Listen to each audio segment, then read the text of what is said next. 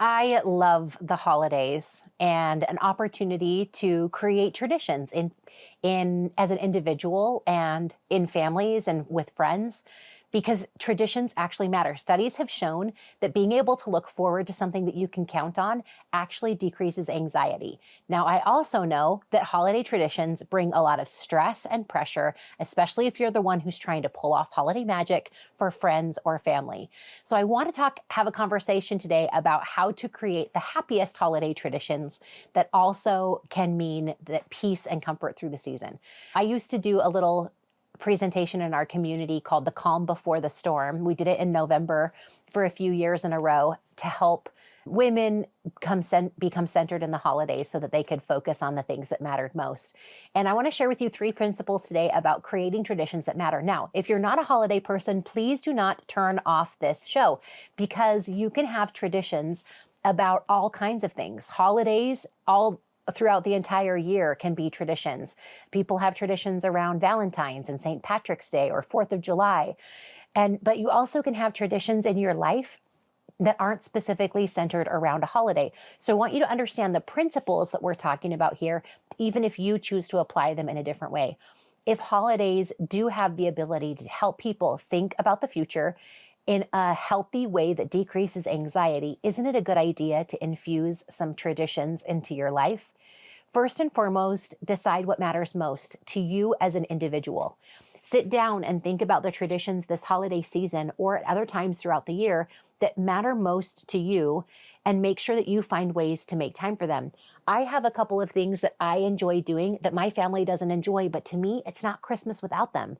And so I make sure to find times to do those things, some acts of service. Don't worry, I still get my kids to do service, but there are some specific things that I enjoy doing on my own. Some going to a show. I love going to see some sort of show, a play or something. My family's not interested in that, but I love it so much that I will go by myself. I'll buy a single ticket to a concert or a single ticket to a Christmas carol at our local community theater. That's important to me. And so I want you to be thinking about the individual traditions that are important to you as well. I think often we sometimes force tradition on other people where it doesn't matter to them. And then it actually can cause contention at the holidays rather than bring us joy. So acknowledge that there might be some things that you choose to do on your own that are an important part of your very merry holiday season. The second thing that I want you to think about is ask the people around you the traditions that matter most to them.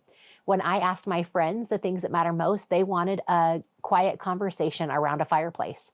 When I asked my kids their favorite traditions, one of their favorites at our house is they get a book on Christmas Eve and they can read until they fall asleep. The great part about that is that they fall asleep quickly and then I can take care of but that's a tradition that mattered to them and it's totally simple. I can buy used books, the local used bookstore that are interesting to them, and then they get to read in their pajamas. The other one that they love is we have a tradition that I started a few years ago when my husband was gone on Sundays called Christmas Movie Sunday.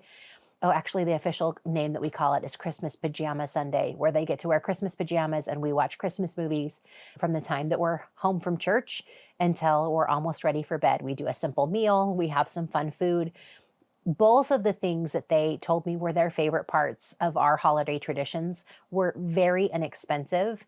And they were just simple things that they wanted to do at home. Instead of me running around trying to create 42 different tradition ideas that cost a lot of money, driving to different places, some of their favorite ones happened within the walls of our own home. And so that allowed me an opportunity to simplify. Now, that doesn't mean that there weren't some things that we still go and do. We'd love to go look at Christmas lights and we go together to get a Christmas tree, even if they don't want to go. There are some things that we still do together. But at the end of the day, they end up enjoying that as being a tradition. Oh, are we going to go get a Christmas tree? And so even though it's not their number one favorite thing or the thing that they remember, there are still some things that I still orchestrate in order to create memories with my family. And again, we're intentional with friends as well. So think about different aspects in different relationships and ask people around you the things that matter most. I think a love languages conversation comes in really well whenever you're talking about traditions, especially at holiday times, but also at other times of year. When you think about celebrating with others or creating traditions that matter, what matters most to people? Is it quality time? Is it a gift or celebration of some kind? Is it service? Do they just want a hug and someone to feel close to them? Think about ways that the people around you feel seen and heard, and try to celebrate with them in ways that matter to them. Now, obviously, do your own, but find ways that matter most for them as you're thinking about your holiday traditions.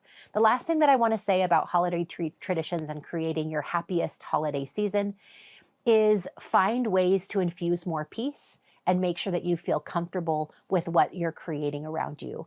Creating traditions can sometimes be accidental, but often when it's intentional, it means the most. Sometimes accidental things become our traditions forever, and that can be a fun way to celebrate with your family and enjoy the season and to create those times that matter most. But if you're intentional about the things that matter at specific times of year, then you'll also say to yourself, if service matters to us in the holidays, maybe there's a way we could create a tradition and we can do something big once a quarter. We don't just want to be the kind of people that give at Christmas. We want to be the kind of people that serve all year through.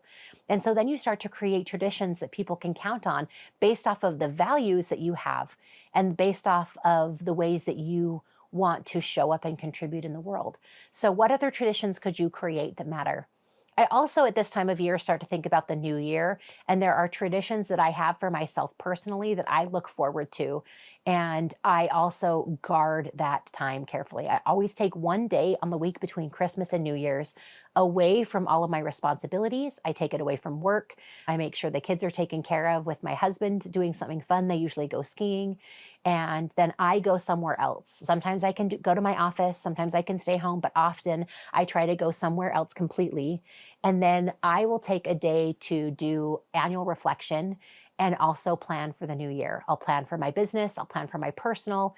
And that tradition is something that I am actually so excited about. We are weeks away from that happening, but I love that personal tradition so much, and the time and commitment that I make for myself and the investment I make in my future, that it's something that I look forward to. But I also have other things that I look forward to all year long that matter, and they give me hope and give me things to focus on.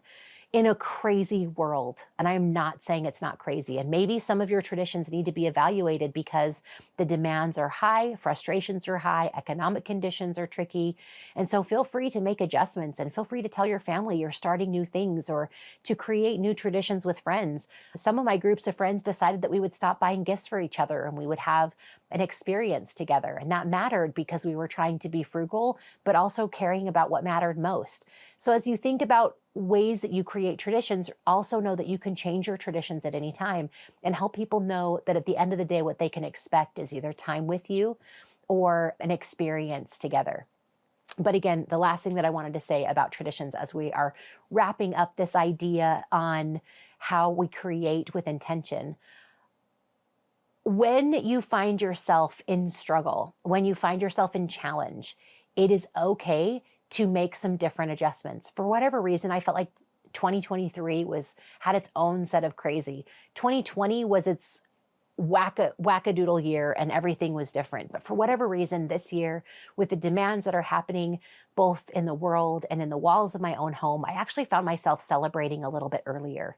I started listening to Christmas music early in November, where normally I'm anti-Christmas music until the week of Thanksgiving. I found myself wanting to decorate a little early, even just to get out a few things. I bought a new wreath and I let it sit out for a little bit. I still have Thanksgiving decorations and I enjoy and appreciate that season and the time to reflect on gratitude. But looking forward to the holiday season brought me some joy and peace in tumultuous things that are happening, even in my own personal life. Traditions have a way to calm and de-stress. And so if you can create some new traditions, even in the midst of challenge, you might find a way to feel a little bit more connected to you and connected to the people around you. I'm wishing you the best this holiday season and beyond as you create traditions that bring you peace, comfort, and joy.